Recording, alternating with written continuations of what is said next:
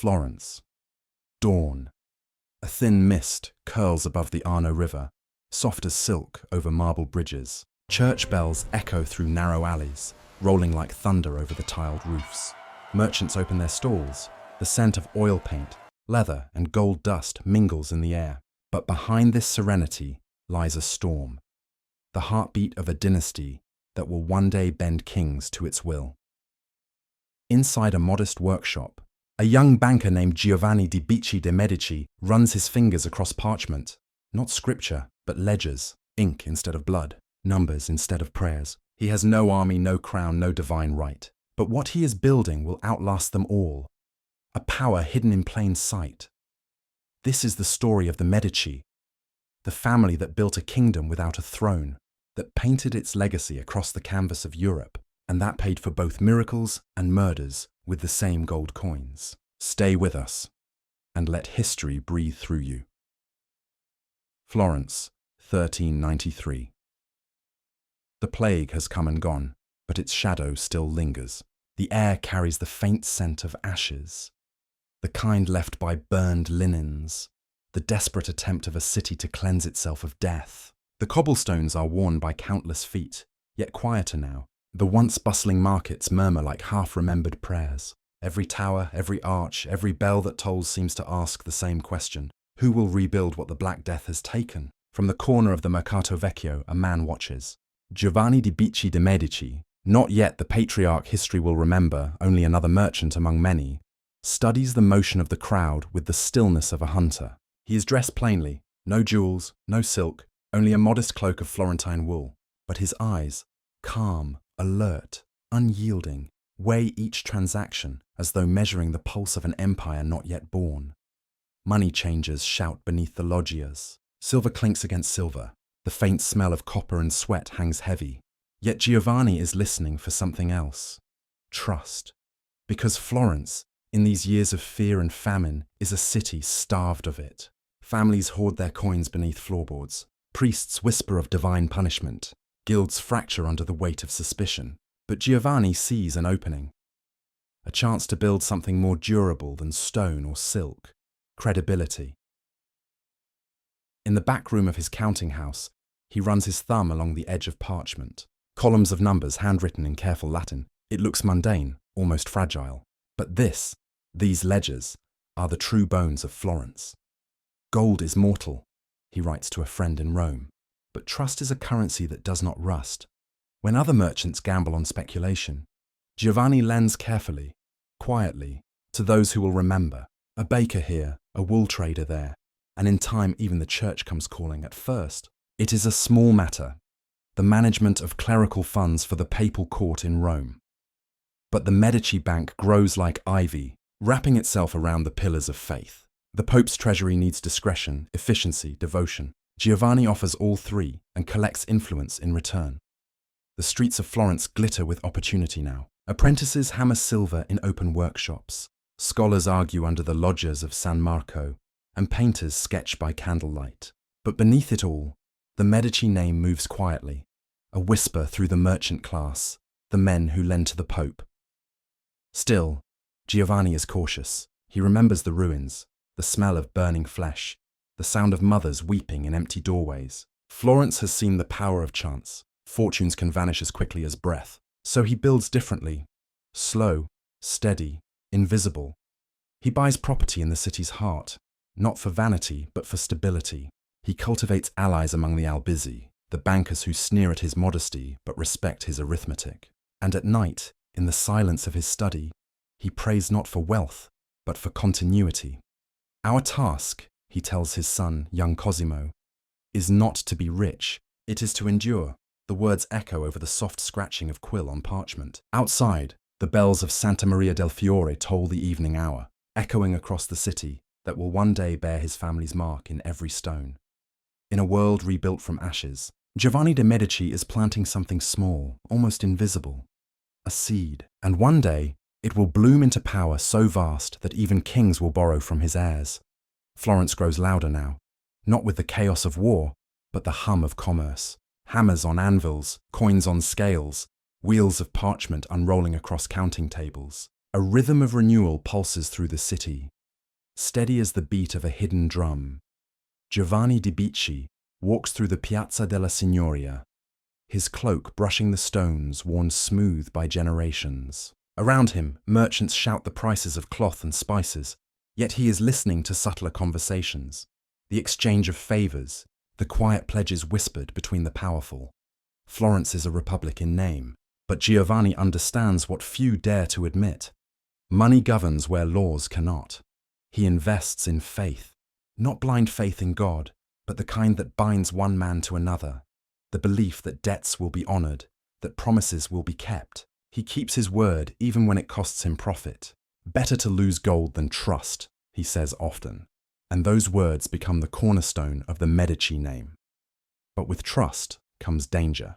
The Albizzi family, ancient and proud, view this quiet banker with suspicion. Giovanni's modest demeanour masks a cunning they cannot read. He does not dine in noble halls, yet their servants carry his notes of credit. He does not fight in wars, yet mercenaries are paid with his coins.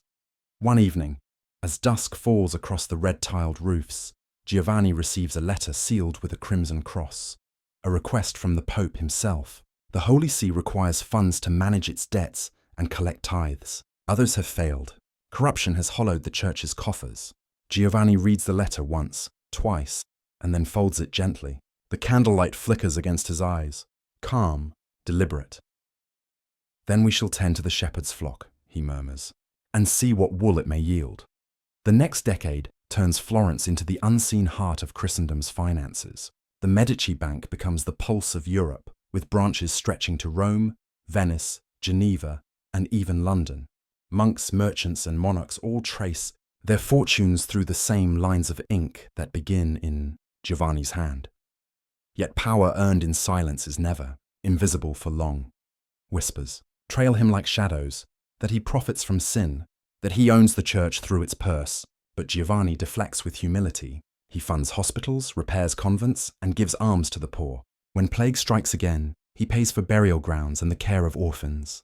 Florence, though ruled by envy and pride, cannot help but honour him. Giovanni the Just, they call him. But even he knows justice is fragile in a world balanced on gold. One night, as rain drums against the shutters, young Cosimo watches his father at work by candlelight. The elder Medici's hands move carefully over the ledger, adding, correcting, weighing. "Why must every line be perfect, father?" the boy asks. "Because," Giovanni answers, without looking up, "the smallest number can destroy the greatest trust. And trust, my son, is the only empire worth ruling." The firelight flickers, casting long shadows on the wall. Two figures, one older, one young, both bound by the same destiny. By dawn, the city begins to stir again. Church bells echo through the fog, and traders shout beneath the arches. The Medici Bank opens its doors. No ceremony, no guards, just an ordinary man greeting clients with a measured smile. But behind that calm, Giovanni has laid the blueprint of a new kind of power, one that will shape popes, fund wars, and carve beauty into the marble of Florence. He will not live to see the full flower of his design, but he knows it is growing. In his heart he senses it, the quiet heartbeat of a dynasty, steady and eternal. And as the morning sun cuts through the mist and lands upon his desk, the gold coins glint like tiny mirrors, reflecting not greed, but destiny. The world does not yet know it, but the age of the Medici has begun. The bells toll one last time for Giovanni di Bicci de' Medici. Florence gathers beneath the shadow of Santa Maria del Fiore, the great dome still unfinished, echoing with the low chant of priests. The scent of incense mingles with wax smoke as men of every rank file into the cathedral. Merchants, friars, masons, and scholars. Some bow their heads in mourning, others keep their eyes fixed on the marble floor, calculating silently the balance of power that will shift with this man's passing. Cosimo stands at the altar, his father's ring cooling in his palm. The air is heavy, not with grief alone, but with the burden of inheritance. Giovanni had built something greater than wealth, a lattice of influence woven through every trade, every parish, every vault, and now it rests on his son's shoulders. Remember, Giovanni's last words echo in Cosimo's mind. The coin is not the power, it is only the current that carries it. Outside, the city hums, oblivious to the quiet revolution taking place in the cathedral's shadow. Across Florence, men settle accounts, craftsmen open their shutters, the river Arno glitters in the afternoon sun. But beneath the sound of commerce, there is a deeper rhythm, the Medici rhythm, a silent pact between Florence's beating heart and those who now own it. That night, in the family home on Via Larga, Cosimo opens his father's final ledger. The pages whisper softly as he turns them. Debts, credits, alliances, each line a thread in a tapestry of power. On the last page, written in Giovanni's careful hand, a single sentence. To endure, one must build as if tomorrow were eternity. Cosimo closes the book. The candles flicker. The future, vast and uncertain, waits beyond the window. Outside, thunder rolls across the Tuscan hills. The storm is not one of rain, but of destiny. The gathering winds of politics, art, an ambition that will carry the Medici name beyond Florence, beyond time. And in that moment, as the first drops of rain strike the glass, Cosimo understands his father planted the seed. Now he must make it bloom. The age of quiet beginnings has ended. The age of power is about to begin. Florence awakens beneath the ringing of 1,000 bells. The air shimmers with summer heat. The smell of wet stone and fresh paint drifts from cathedral scaffolds that claw toward heaven. A city reborn is not a quiet thing, and neither is its ruler, though he wears no crown. Cosimo de' Medici stands atop the rising dome of Santa Maria del Fiore, his hands clasped behind his back, wind tugging at his cloak. Below, the city moves like a living map. Markets, monasteries, the flow of humanity threading through the veins of his father's dream. He closes his eyes. Florence hums beneath him like a heartbeat. The soul of this city, he murmurs to Brunelleschi beside him, is not marble or mortar. It is faith and fear. The architect smiles faintly, his eyes alive with genius and exhaustion. Then let us give them both something to worship. Beneath their feet, Florence's great dome swells skyward, the first of its kind since Rome's ancient days, a miracle of geometry and audacity. It is funded not by the church, not by kings, but by a banker's son who has learned that architecture is more powerful than armies. Cosimo's rise is quiet, but unstoppable. He inherits his father's prudence and multiplies it into mastery. The Medici Bank thrives under his direction, managing papal finances and merchant fortunes alike. Gold flows into Florence like blood returning to the heart. But where Giovanni built stability, Cosimo builds vision. He becomes not just a banker, but a patron, the invisible hand of the Renaissance.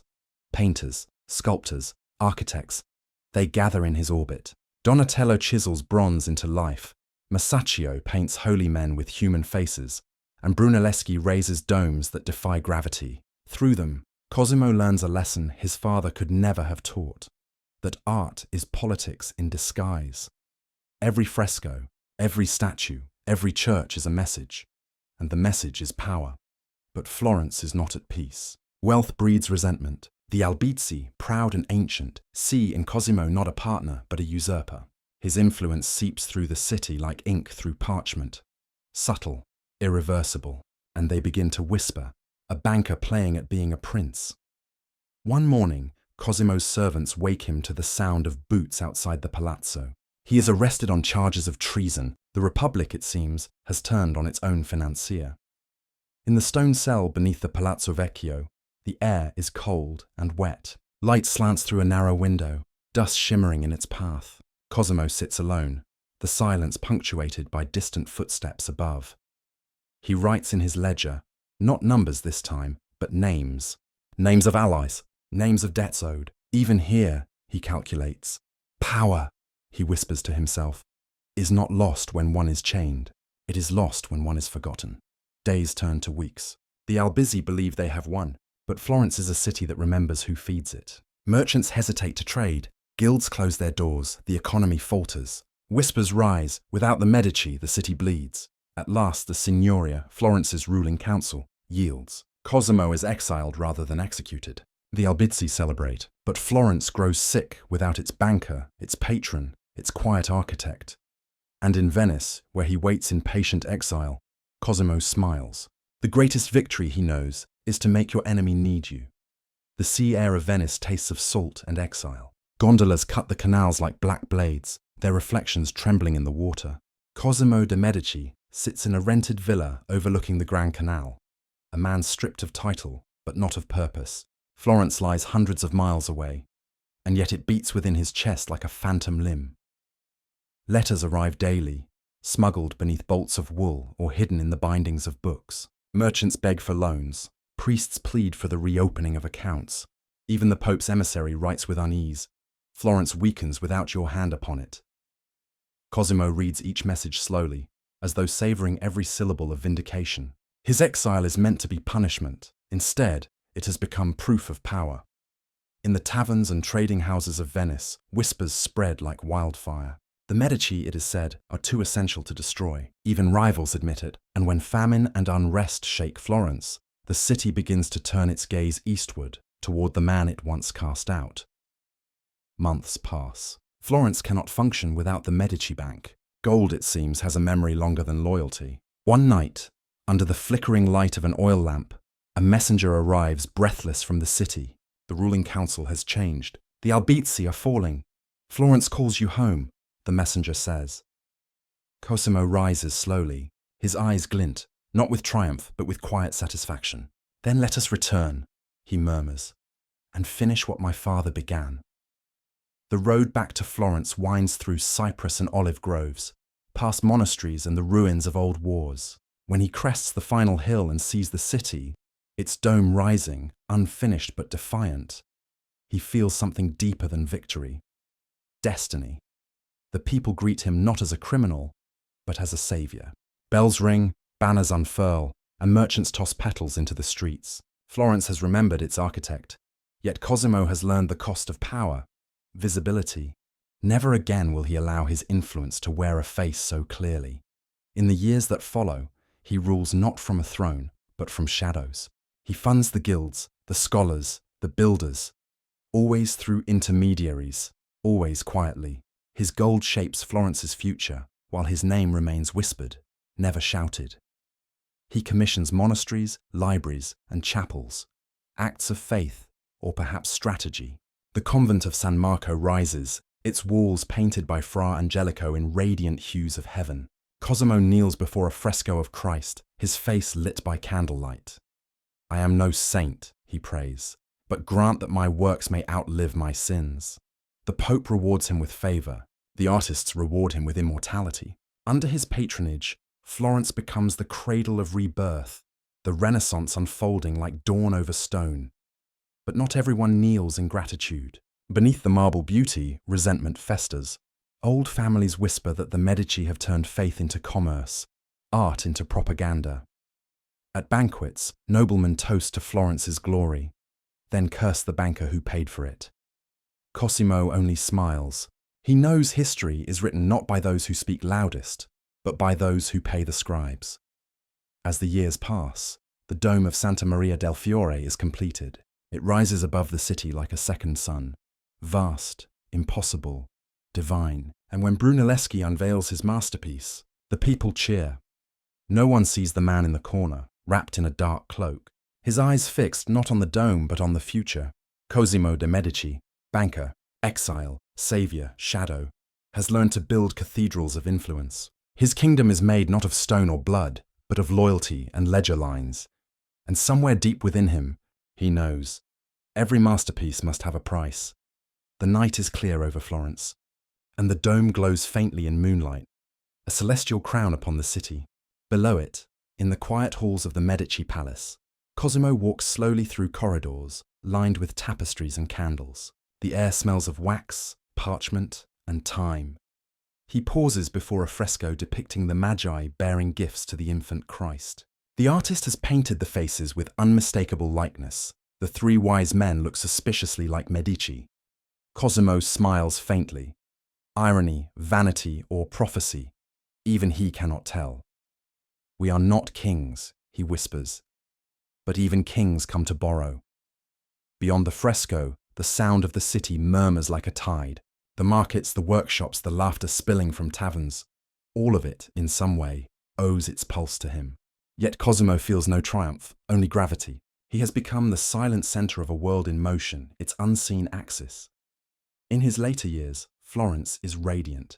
The dome complete, Donatello's bronze glints in church courtyards. Scholars debate in candlelight beneath Medici-funded arches. The Renaissance, that word not yet coined, breathes through every wall. But every creation has its twin, beauty and danger, splendor and suspicion. The Republic calls him father of the nation, yet his enemies whisper of tyranny in disguise. The Albizzi are gone, but envy never dies. It simply changes masks. One morning, Cosimo kneels in the San Lorenzo chapel, the family tomb beneath his feet. His hair, once dark as ink, has gone silver. He runs a hand along the cold marble. "Giovanni," he murmurs to his father's memory, "you built the foundation. I have raised the walls. But the roof?" He looks toward the dome through the open door. The roof belongs to those who come after. That night, he writes his final letter to his sons. "Giovanni and Piero, remember we are not princes, though the world may call us such. Our true power lies in patience, in the quiet shaping of men's hopes. Rule not by decree, but by debt, not by sword, but by service. By dawn the letter is sealed.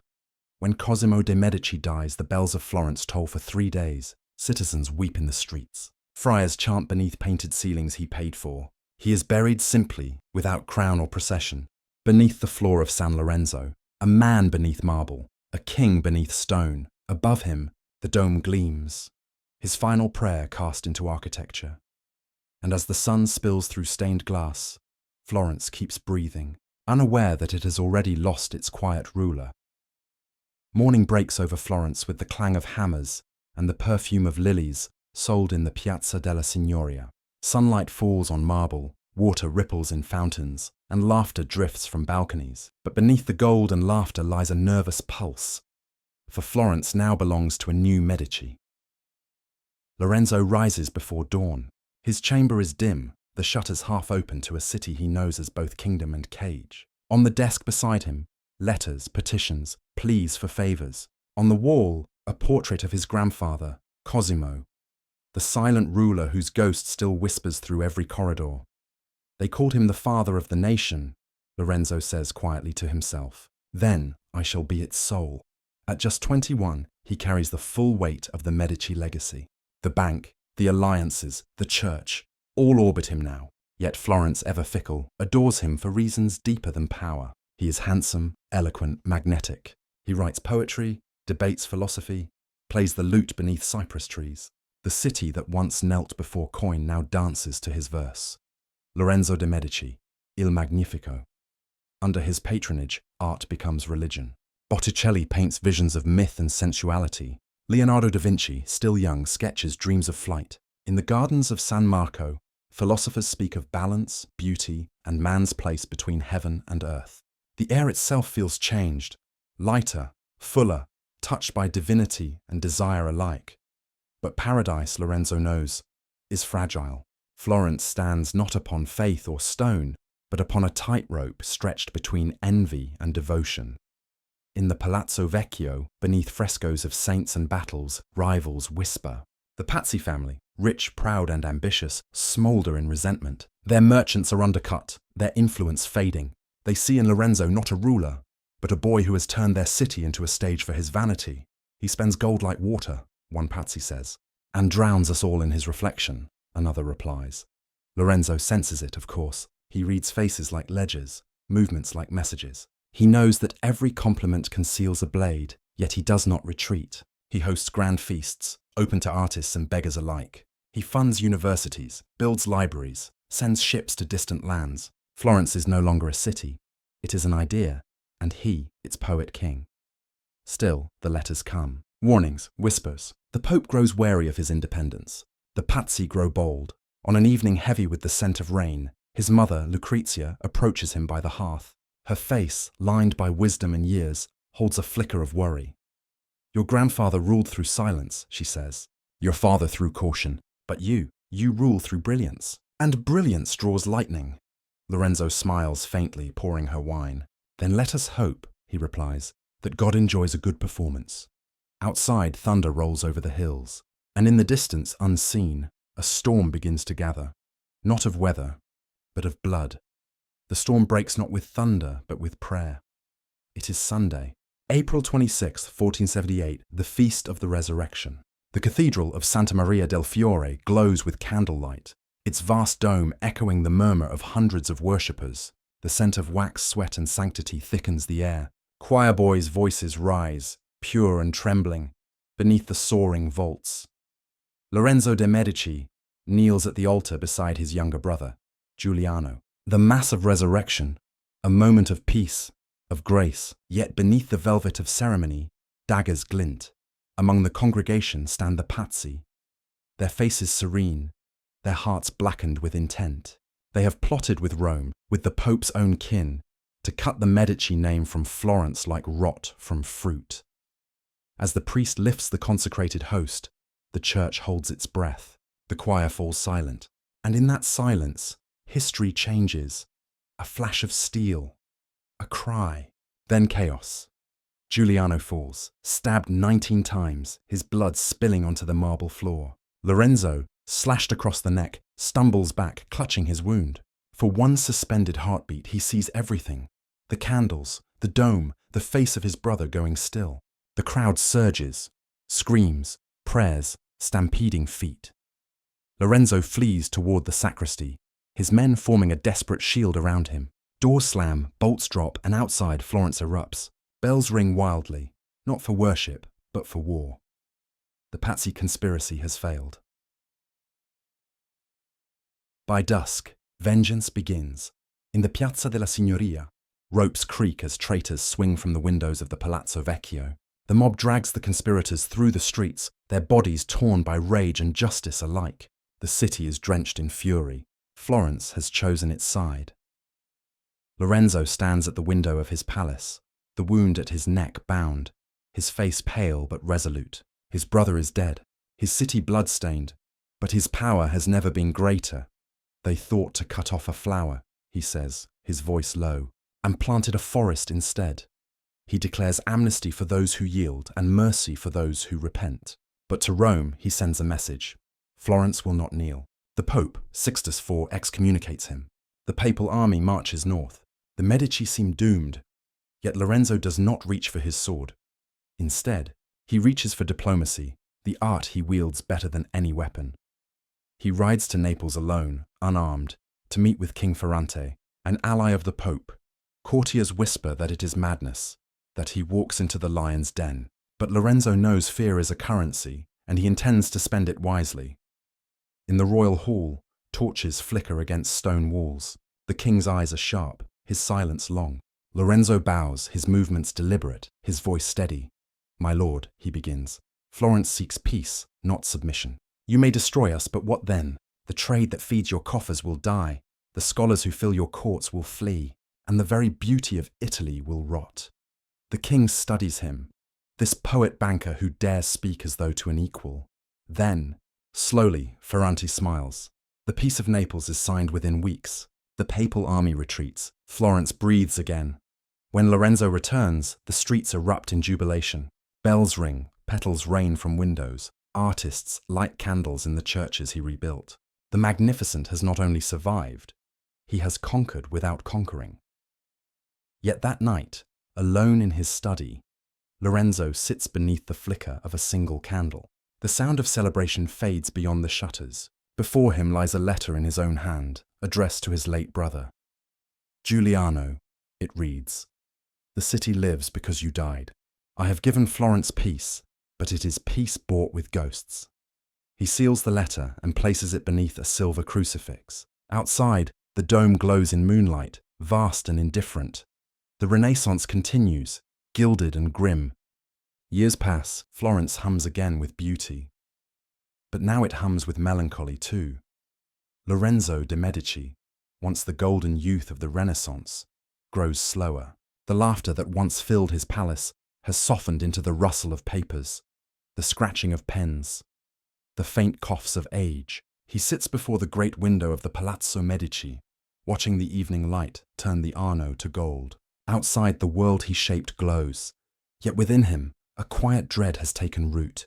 He knows the price of greatness. The bank falters under the weight of its own reach. Trade wanes, loans sour, allies grow restless. The beauty he built cannot balance the books. Even the Pope's friendship, hard-won and costly, has faded into formality.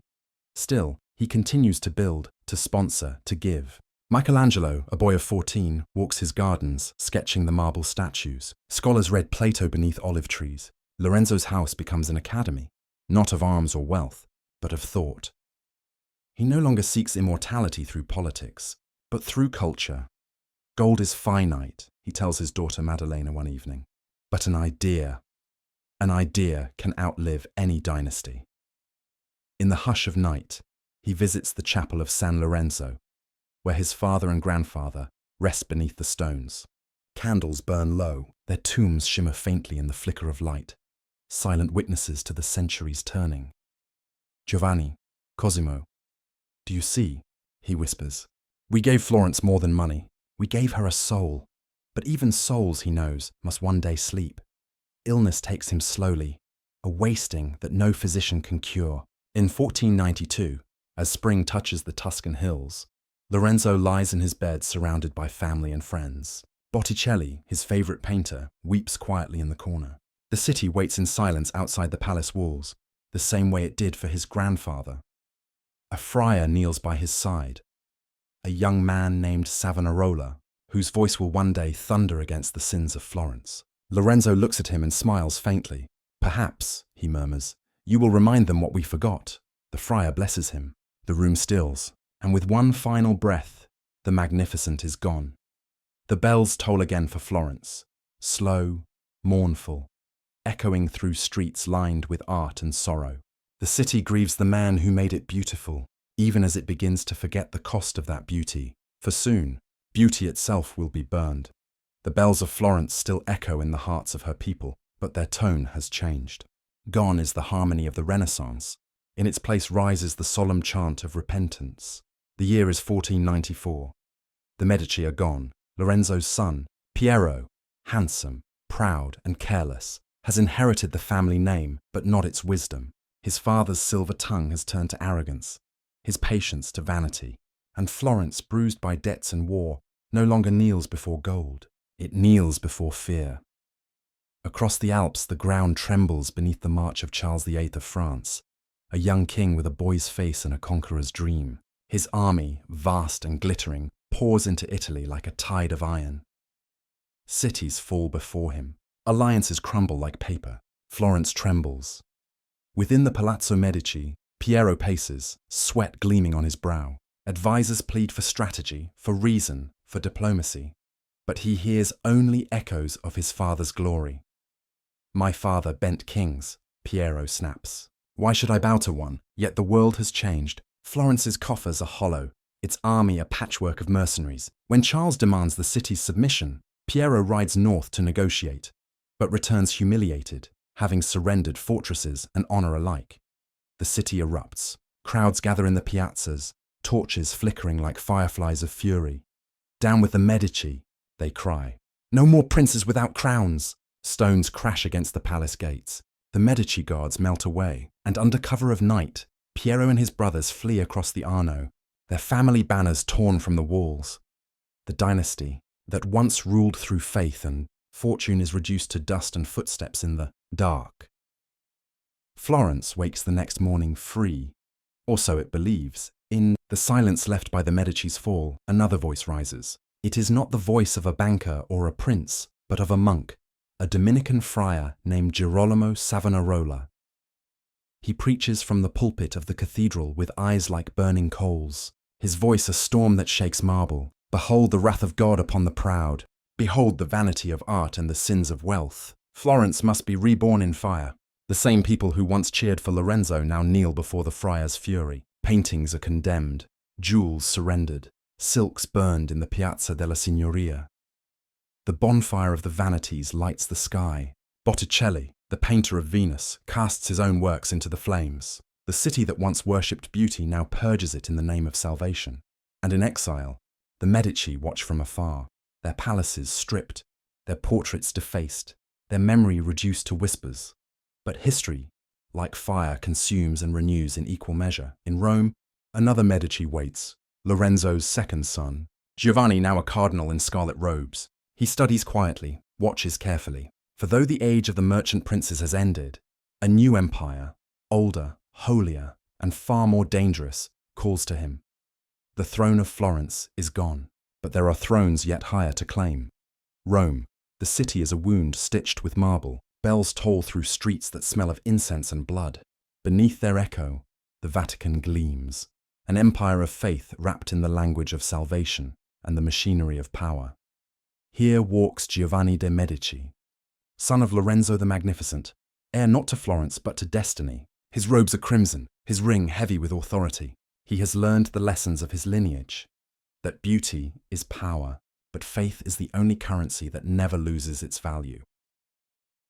He moves through the papal halls like a man walking a chessboard, his every step deliberate, his every glance measured. Around him, the curia seethes with intrigue. Cardinals whisper alliances behind brocade curtains. Bribes pass hands like blessings. The church, Giovanni knows, is not the house of God. It is the bank of eternity. He serves patiently, silently. Years turn, popes die, scandals bloom like roses. And then, by vote, by influence, by invisible coin, Giovanni ascends. The year is 1513. The conclave bells ring across Rome, thunderous and endless. Smoke curls from the Sistine chimney. A voice announces to the waiting crowd, "Habemus Papam! We have a pope!" Giovanni de' Medici rises as Pope Leo VI, the son of a banker, now sits upon the throne of St. Peter. Rome rejoices. Florence weeps. The Medici have returned, not as merchants, but as God's investments. Leo is no ascetic. He loves art, feasts and pageantry. He summons Raphael to paint the Vatican rooms, commissions tapestries from Flanders, and fills the air with music. The Renaissance reaches its zenith under his reign. Radiant, golden, intoxicating. Since God has given us the papacy, he tells his court, smiling, "Let us enjoy it." And enjoy it he does. Banquets that last for days, tournaments glittering with gold and silk. The Vatican treasury bleeds for beauty's sake. But indulgence, like credit, must one day be repaid. To fund his splendor, Leo authorizes the sale of indulgences. Forgiveness for sin, purchasable with coin. The faithful pay for their salvation, and the coffers swell once more. Yet far to the north, in the chill of Wittenberg, a German monk watches with fury. His name is Martin Luther. He writes a list, 95 theses nailed to a church door. A declaration not just against corruption, but against the Medici Pope himself. From the echo of that hammer strike, the world splits in two. The Reformation begins. In Florence, word arrives like thunder. The Medici name, once synonymous with enlightenment, now bears the weight of heresy and greed. Meanwhile, in the city they once ruled, a new Medici rises. Giulio, cousin to Leo, clever and cautious. Appointed Archbishop of Florence, he rules in the Pope's shadow, a guardian of family legacy and ambition alike. Florence, weary from war and faith's pendulum swings, bows once more to Medici rule, but now under the cross rather than the coin. Still, not all bow willingly. Rebels stir in the streets, artists flee, merchants whisper of simpler days, yet the Medici endure as they always have, reshaping themselves to the age. Rome burns with intrigue, Florence simmers with resentment. Between them, the Medici weave their power, part divine, part human, entirely unstoppable. But as history turns, even divine thrones crumble. Leo dies in his bed, surrounded not by saints, but by unpaid servants and fading gold. The papal coffers are empty once again, and in the halls of the Vatican, a whisper begins to grow, a whisper of vengeance, of empire, of ashes soon to come. For the next Medici will not rule with velvet or verse, he will rule with iron. Rome burns. The sky above the eternal city is black with smoke, its domes and spires swallowed in flame. Soldiers, the emperor's unpaid mercenaries, pour through the streets like locusts. Churches are looted, nuns dragged from cloisters, priests cut down at their altars. The air is thick with screams and gunpowder. Amid the chaos, Clement VII, once Giulio de' Medici, flees through secret corridors of the Vatican, clutching the fisherman's ring against his breast. The nephew of Lorenzo the Magnificent, the second Medici Pope, now hides like a criminal beneath the ruins of his holy city. The Renaissance, the age his family built, is dying in the smoke. Clement had dreamed of balance, of peace between kings, between faiths, between nations, but power, once again, proved hungrier than vision. His miscalculations drew the wrath of Charles V, Emperor of the Holy Roman Empire, and now divine vengeance has come in the form of human cruelty. In the sack of Rome, the illusions of the age are torn apart. Art is no longer sacred, faith is no longer pure. The church, once gilded by Medici grandeur, lies stripped and bleeding.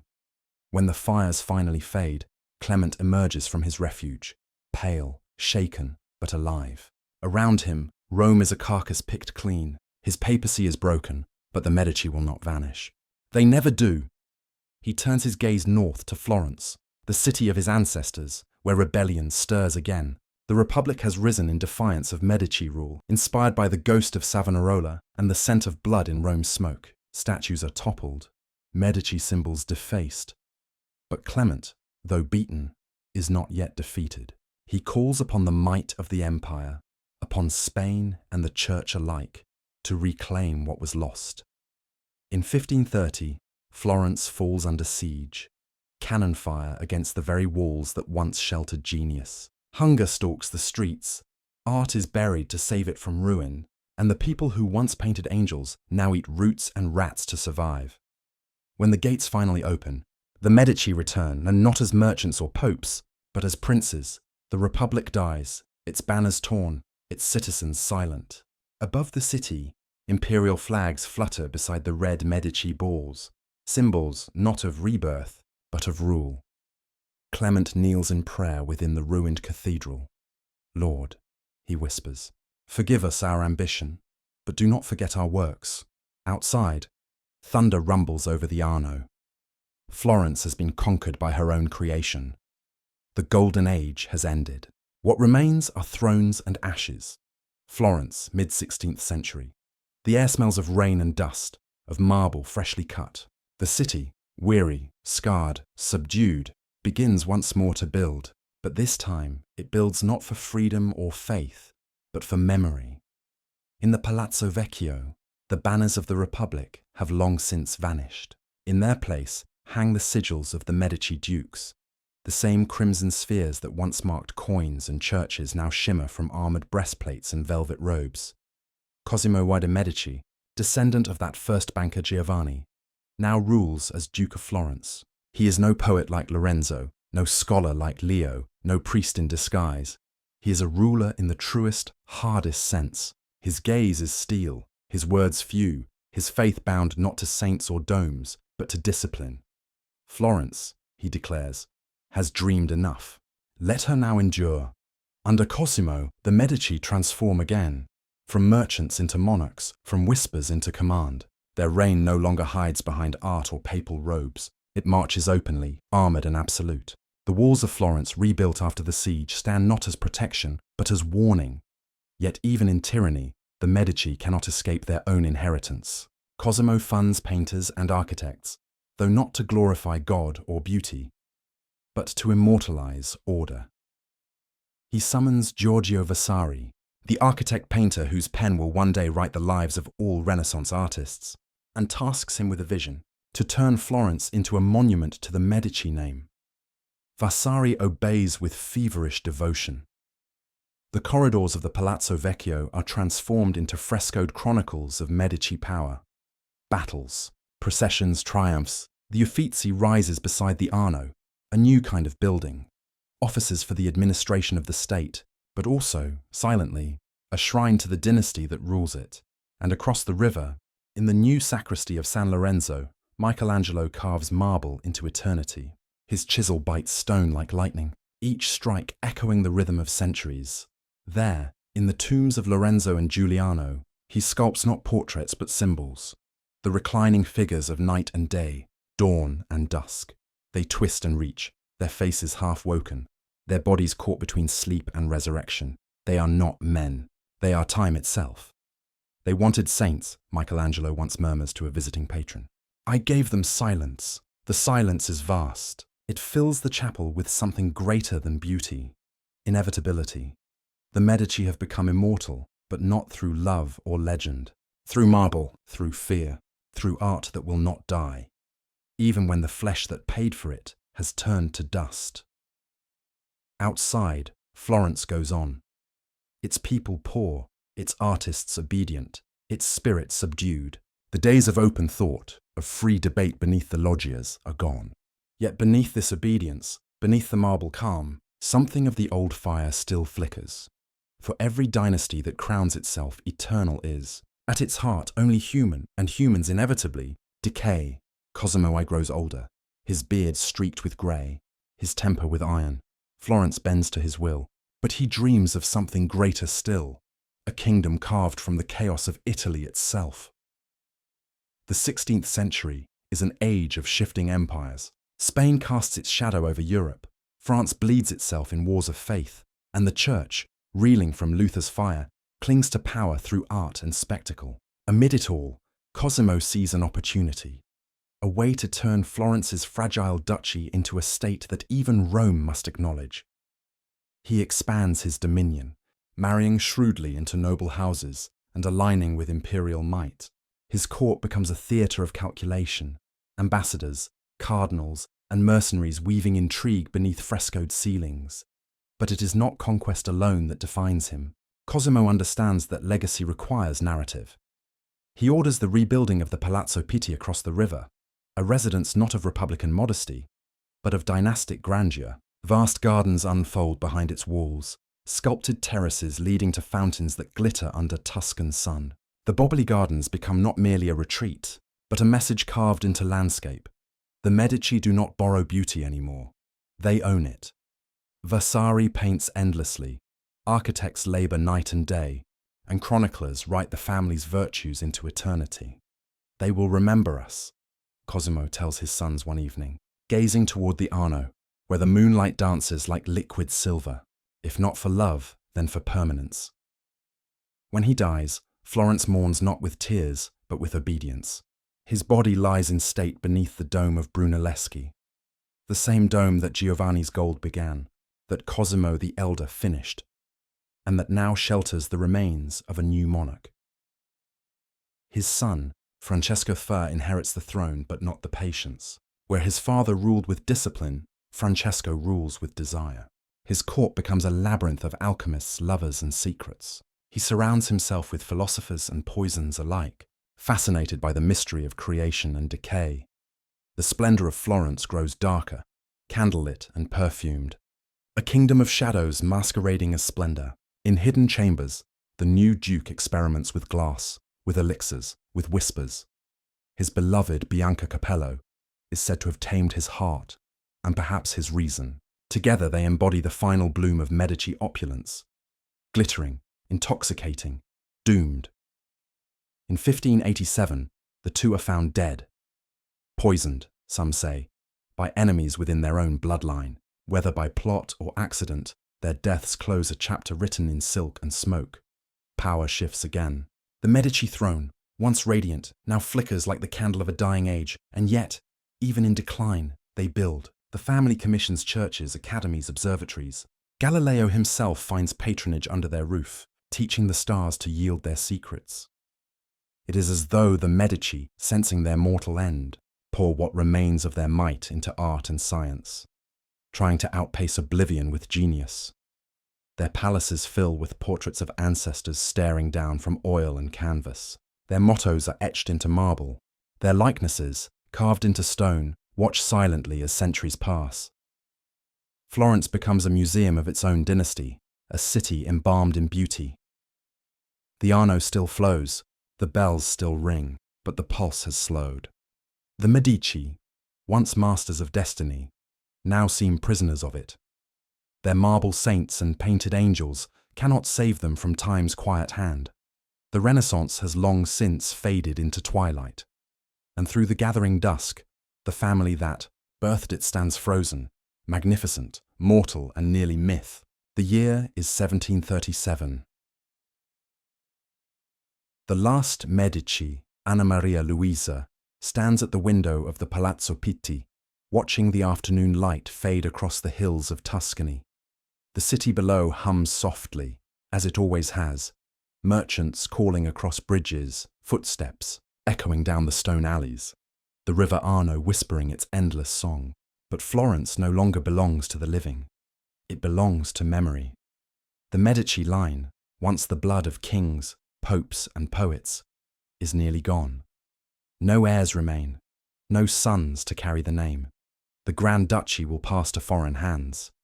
And yet, Anna Maria, proud and grave, refuses to let her family's legacy be sold like treasure to strangers. She walks through the silent halls of the Uffizi, her footsteps stirring the dust of centuries. Around her, the faces of her ancestors gaze down from their portraits. Giovanni, Cosimo, Lorenzo, the popes Leo and Clement, all rendered in oil and pigment, still alive in colour, if not in breath. She pauses before Botticelli's Primavera. The painted nymphs seem to dance still, forever caught in the springtime that Lorenzo once promised Florence. "We gave you beauty," she whispers, "and it gave us eternity." In her final act of will, Anna Maria Luisa signs the family pact, a document that binds every Medici treasure, every painting, sculpture, and manuscript to the city of Florence itself. "Let these works," it declares, "remain forever in Florence for the enjoyment of all mankind." It is an act of self-erasure and salvation at once, a dynasty's final confession, written not in ambition, but in generosity. When she dies, the bells toll softly, almost tenderly. The streets are quiet. There are no mobs, no revolts, no grandeur, only stillness, the long exhale of a name that once shook the world. Centuries pass. Empires rise and fall. Florence endures. Today, tourists walk the same cobblestones where bankers once plotted and artists once prayed. The dome still crowns the city, its shadow stretching over 1,000 years of triumph and tragedy. In the hush of the Uffizi, light still spills across marble, across portraits, across time. And somewhere, within that golden dust, the ghosts of the Medici linger, whispering through galleries and courtyards, through the songs of fountains and the sigh of frescoed air. They were merchants who bought eternity, sinners who built sanctuaries, mortals who painted their souls across history's face. Their thrones have turned to ashes, but their legacy, their faith, their art, their marble, still breathes. Forever,